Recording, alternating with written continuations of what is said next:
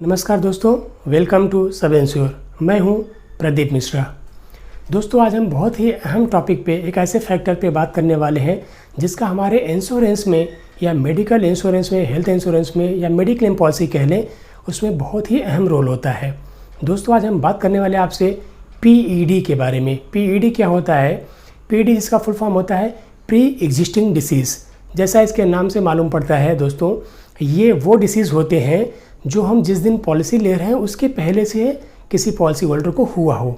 यानी इसका क्या रेलेवेंस क्या है हमारे लाइफ में। अगर हम एक मेडिक्लेम पॉलिसी ले रहे हैं या एक हेल्थ इंश्योरेंस पॉलिसी ले रहे हैं तो पीईडी का उसमें क्या रेलेवेंस होता है, हम इस पर बहुत ही आज डिटेल में बात करने वाले हैं। बहुत ही शॉर्ट वीडियो होगा, आप लास्ट तक देखिए ताकि आपको सारे डिटेल्स मिल पाए।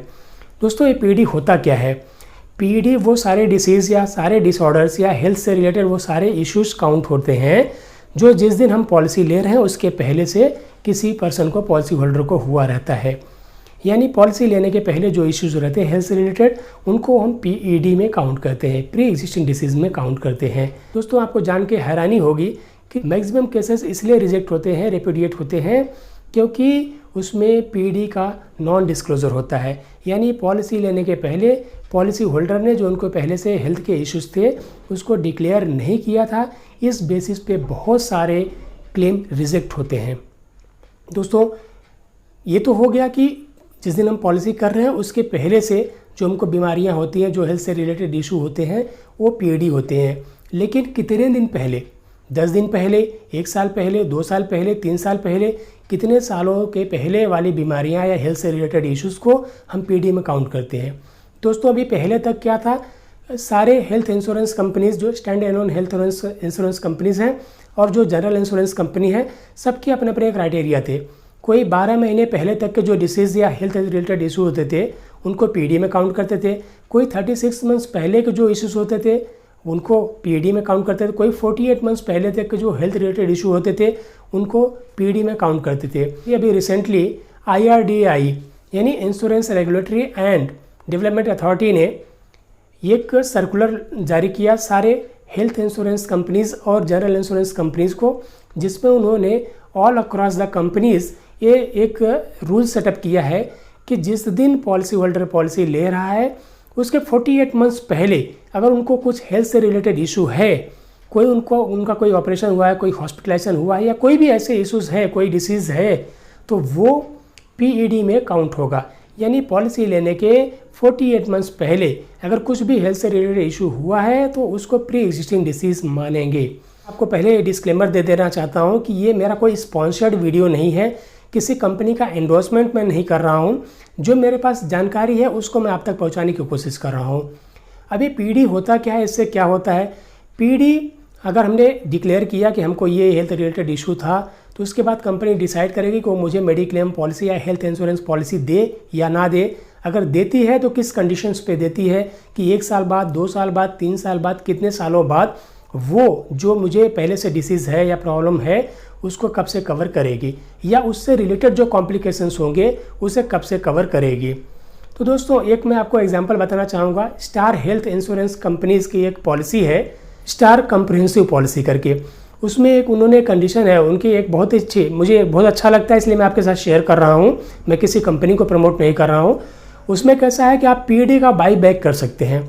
मतलब अगर आप पॉलिसी ले रहे हैं, पहले से आपको हेल्थ रिलेटेड कोई इशू है तो आप डिक्लेयर कीजिए कंपनी को, और उसमें आपको कुछ एक परसेंटेज होता है, 20 to 30% आपके एज के हिसाब से वेरिएशंस होते हैं।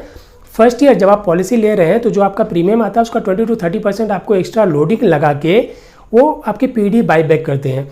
यानी अगर आपको कोई पीईडी है, आपने उनको बताया है, तो कंपनी आपको वो पीईडी या उससे रिलेटेड कॉम्प्लिकेशंस को 3 साल के बाद कवर करेगी। लेकिन अगर आपने बाईबैक लिया है 20-30% एक्स्ट्रा प्रीमियम भर के, तो 1 साल के बाद ही वो पीईडी आपका कवर करना शुरू कर देती है।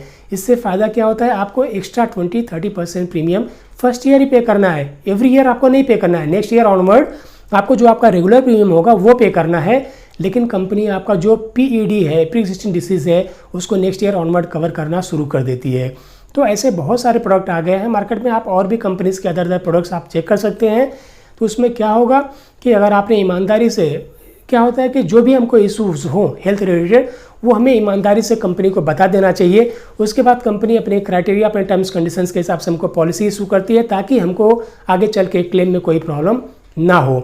और इस हिसाब से अगर हम उनको सब कुछ डिक्लेयर कर देते हैं, कोई हमको प्रॉब्लम हुआ था, कोई ऑपरेशन हुआ था, कोई हॉस्पिटलाइजेशन हुआ था लास्ट 48 मंथ्स में, तो हमको बिल्कुल वो सारी चीज़ें डिक्लेयर करके बताना चाहिए, फॉर्म में लिखना चाहिए, ताकि कंपनी को हमारे हेल्थ के बारे में पूरी जानकारी हो और फ्यूचर में जाके अगर कोई हमारा क्लेम आता है तो कंपनी उसे रिजेक्ट ना कर पाए।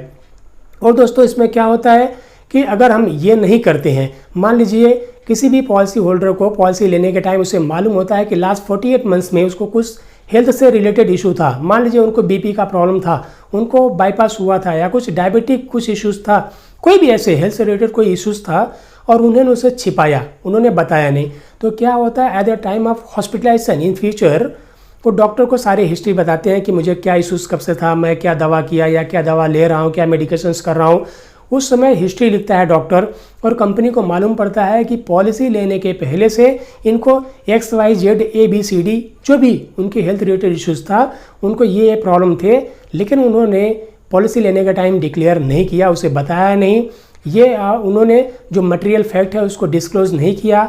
इस बेसिस पे आपका क्लेम रिपुडिएट हो सकता है, आपका क्लेम रिजेक्ट हो सकता है।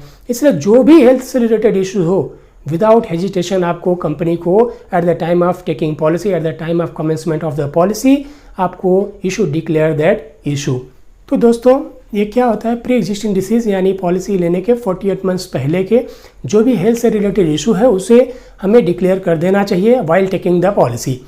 और उसके बाद जो कंपनी डिसीजन लेके हमको पॉलिसी देगी, या फिर आपको हमने दूसरा ऑप्शन बताया कि अपने प्री एग्जिस्टिंग डिसीज़ को बाय बैक कर सकते हैं, एक्स्ट्रा प्रीमियम जो भी होता है 20 to 30% वो पे करके हम उससे बाय बैक कर सकते हैं ताकि वो नेक्स्ट ईयर ऑनवर्ड हमारा PAD कवर हो सके।